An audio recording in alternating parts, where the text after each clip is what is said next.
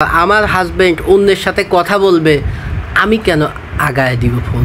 না, আমার হাজবেন্ডের কাছে আমি মনে করেন যে যত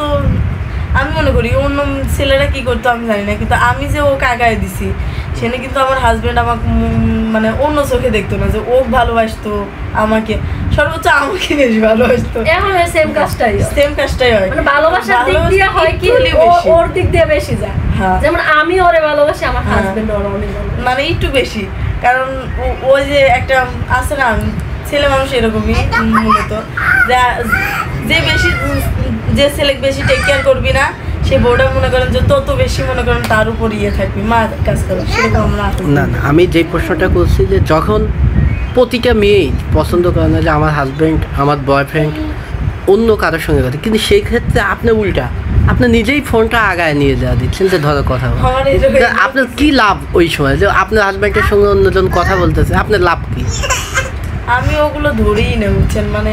ও অন্য মেয়েরা যদি ধরে যে হ্যাঁ আমার জামাই যদি এই যে একটা মেয়ে ভিডিও বানাইছে যে সতীন তো মরে গেলেও আনবো না,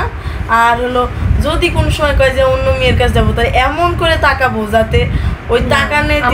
দেখলে তো ভয় পাইবো, মূলত ভাবি যে না এই কাজ করাই যাবে না, ছেলেদের সম্মানটা কই। হ্যাঁ, বউ তাকানে দেখে ভয় পাইতে হইব, ছেলের গো সম্মানটা দেখেন কতটা নিচে,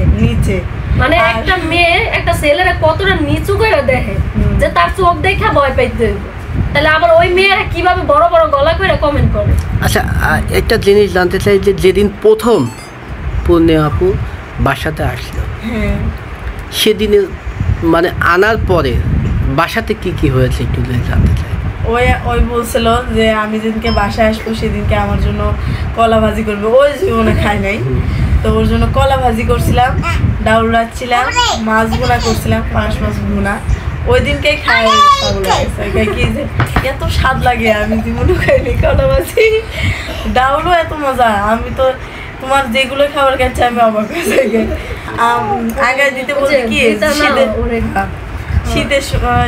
সময় ধরেন রাত্রে তো চলে আসছে, আসার